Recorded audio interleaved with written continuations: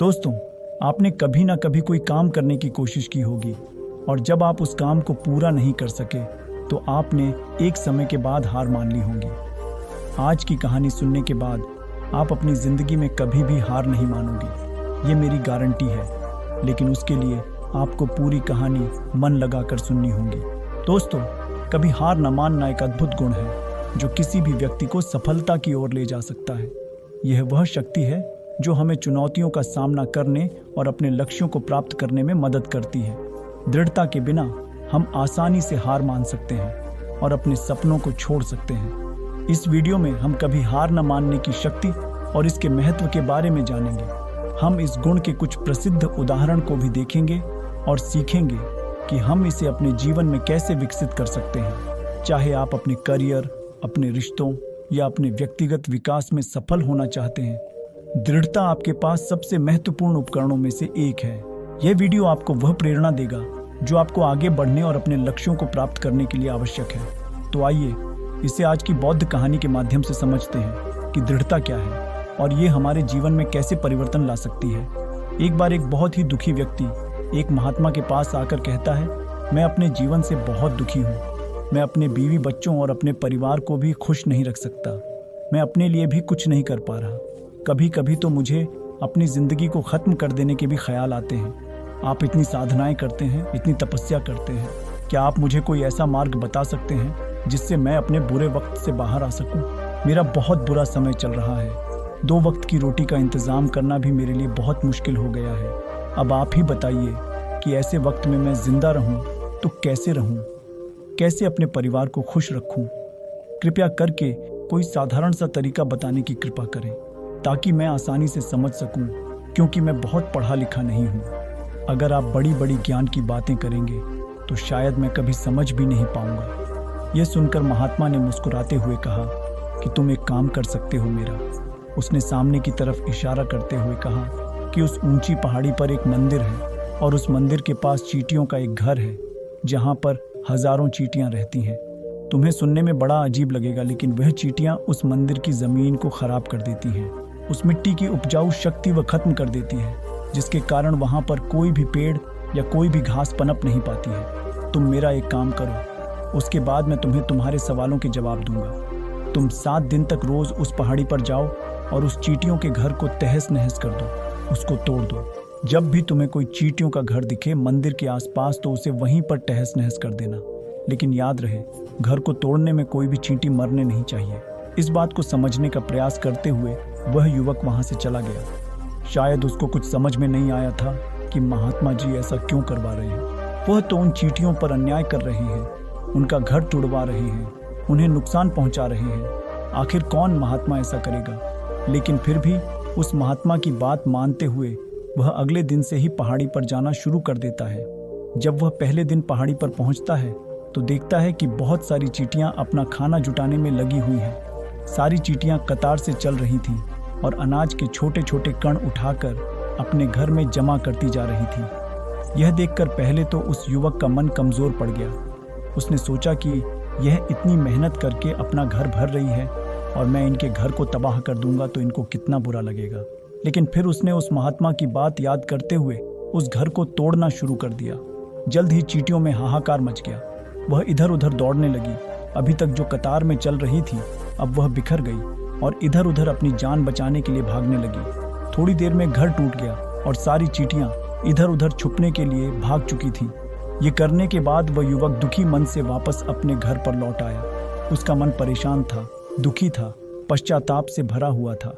फिर उसने अपने बिस्तर में रात में लेटे लेटे ही सोचा कि अब तो उन चींटियों का घर तबाह हो चुका है। अब वहाँ वापस जाने से क्या प्रयोजन है? अब क्या फ़ायदा होगा? क्योंकि चींटियों का घर तहस नहस करने के लिए महात्मा जी ने कहा था, जो मैं कर चुका हूँ। लेकिन फिर कुछ सोचकर अगले दिन उसने फिर से जाने का निश्चय किया और अगले दिन सुबह सुबह उठकर वह वापस उसी पहाड़ी पर पहुँच जाता है। पहाड़ी पर पहुँचकर वह उसी जगह पर पहुँचता है जहाँ पिछली सुबह उसने उस घर को तहस नहस कर दिया था। लेकिन वह यह देखकर चौंक जाता है कि उन चींटियों ने फिर से अपना घर उसी जगह पर बना लिया था और अब वह फिर से अपने घर के लिए सामान इकट्ठा करने में जुटी हुई थी। उस आदमी को देखकर लगा कि यह चींटियां कितनी मूर्ख हैं। इनको पता है कि कल ही इनका घर इसी जगह पर तबाह किया गया है और उसी जगह पर उन्होंने अपना नया घर भी बना लिया। और यह सोचकर वह आदमी हंसने को हुआ, लेकिन फिर से महात्मा की बात याद करते हुए उसने उन चींटियों का घर फिर से तबाह करना शुरू कर दिया।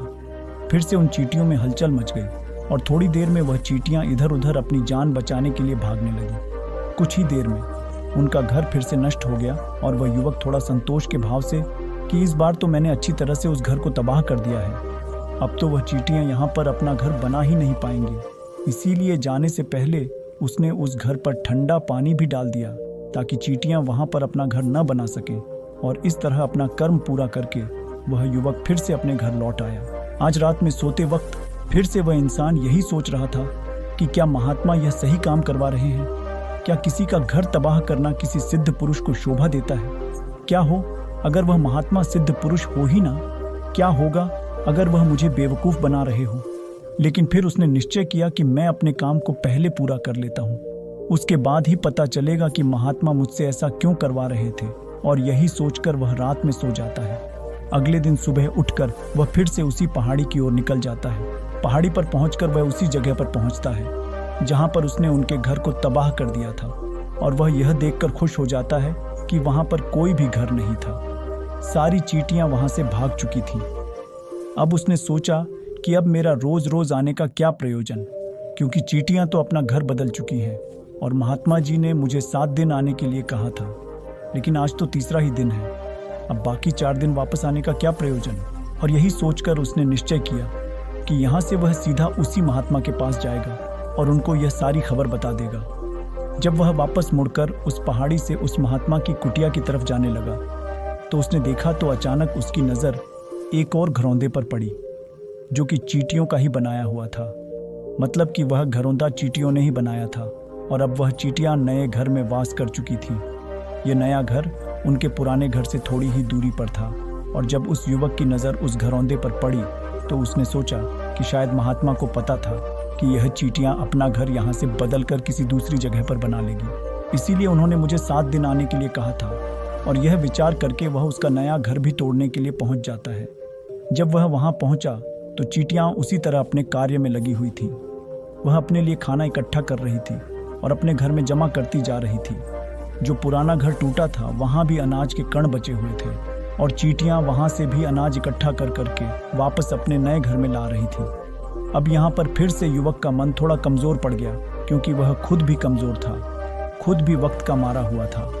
इसीलिए उसके मन में उन चींटियों के प्रति दया का भाव उमड़ रहा था। उनके ऊपर उसे दया आ रही थी। वह चाहता था कि उनकी मदद करे, लेकिन वह उल्टा उनको नुकसान पहुंचा रहा था। लेकिन उस महात्मा की बात को याद करते हुए उसने फिर से उस घर को तोड़ने का निश्चय किया और उसने इस बार बड़ी ही सावधानी के साथ बिना किसी चींटी को कोई नुकसान पहुंचाए वह घर तबाह करना शुरू कर दिया। वक्त थोड़ा ज़्यादा लगा, क्योंकि किसी भी चींटी को नुकसान न पहुंचाने की शर्त महात्मा ने पहले ही रखी थी। इसीलिए उसको बड़ी सावधानी के साथ उन घरों को तबाह करना था। लेकिन आखिरकार उसने उस घर को भी तबाह कर दिया और उस घर को तबाह करने के बाद वह बड़े ही दुखी मन से, इस बार वह पहले से भी ज़्यादा दुखी था, क्योंकि उसने उनका नया घर भी तोड़ दिया था। वह उन चींटियों को बसने ही नहीं दे रहा था और वह अब अपने आप को शैतान या दानव समझने लगा था। लेकिन फिर भी उस महात्मा की बात को मानते हुए वह अपने घर पर दुखी मन से वापस आ गया। रात में सोने से पहले एक बार उसने फिर से सोचा कि मैं कितना बड़ा शैतान हूँ, कितना बड़ा दानव हूँ। पुराना घर तो छोड़ो, मैं उन चींटियों को कहीं भी बसने के लिए कोई जगह ही नहीं दे रहा हूँ। वह चींटियां मेरे बारे में क्या सोचती होंगी? वह कितना धुतकारते होंगे उस परमात्मा को जो मेरे द्वारा ये काम करवा रहा है। लेकिन फिर भी उसने अगले दिन जाने का निश्चय किया और अगले दिन सुबह सुबह वह फिर से वहां पर पहुंच गया। वह यह देखकर फिर से आश्चर्यचकित रह जाता है कि इस बार चींटियों ने एक और नई जगह पर अपना घर बना लिया था। वह पहले से भी ज्यादा ऊर्जा के साथ काम कर रही थी और उन्होंने एक रात में पहले से भी बड़ा घर बना लिया था और अब वह फिर से अपना अनाज और खाना इकट्ठा करने में जुटी हुई थी। यह देखकर उस आदमी को लगा कि ये चींटियां किस मिट्टी की बनी हुई हैं। मैं इनको बार बार यहाँ से भगाने की कोशिश कर रहा हूँ और ये वहीं पर अपना घर बना लेती हैं। क्या इनको पता नहीं है कि मैं इन्हें यहाँ पर कभी भी बसने नहीं दूंगा?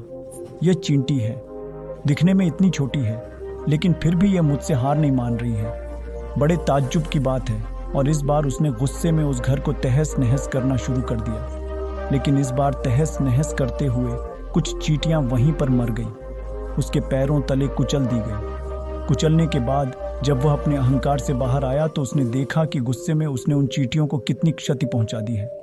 उसका मन पश्चाताप से भर गया और वह रोता हुआ अपने घर की तरफ बढ़ गया।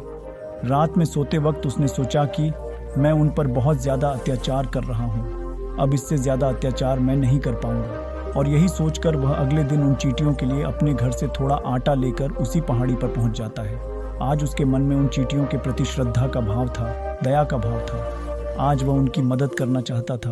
और जब वह वहां पर पहुंचा तो चींटियां फिर से अपने नए घर को बनाने में जुटी हुई थी। उसने बड़ी ही दया के साथ उन चींटियों को अपना लाया हुआ आटा खिलाया और अगले 3 दिनों तक वह ऐसा ही करता रहा। जो इंसान पिछले 4 दिनों से चींटियों को नुकसान पहुंचा रहा था, अब वही इंसान उन्हें मदद कर रहा था। वह रोज सुबह जाता और उन चींटियों को अपने हाथों से आटा खिलाता। 7 दिन के बाद वह युवक उस महात्मा के पास पहुंचकर हाथ जोड़कर बोलता है कि हे महात्मा जी, मुझे माफ कर देना। मैंने उन चींटियों का घर तबाह करने के लिए बहुत कोशिश की। मैंने उनका घर तबाह किया भी। 1 बार नहीं, 4-4 बार मैंने उनका घर तोड़ा। उसके बाद मैं हिम्मत नहीं कर पाया, उनके घर को नहीं तोड़ पाया। मैं समझ सकता हूँ कि मैंने आपका काम पूरा नहीं किया और इसके बदले आप मुझे वह तरीके भी नहीं बताएंगे जो कि मुझे मेरे बुरे समय से बाहर निकाल सकते हैं। लेकिन मुझे इसका कोई दुख नहीं है। मुझे लगता है कि मैंने जो किया वह सही किया, इसीलिए मैं आपसे आज्ञा लेकर वापस जा रहा हूँ। कृपया मुझे वापस अपने घर जाने की आज्ञा दीजिए।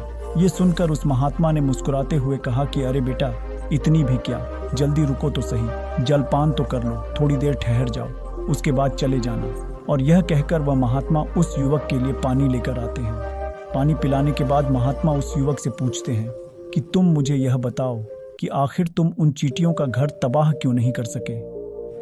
वह चींटियां तो छोटी छोटी हैं और तुम इतने विशाल हो, फिर भी तुम उन छोटी छोटी चींटियों का घर तबाह नहीं कर पाए।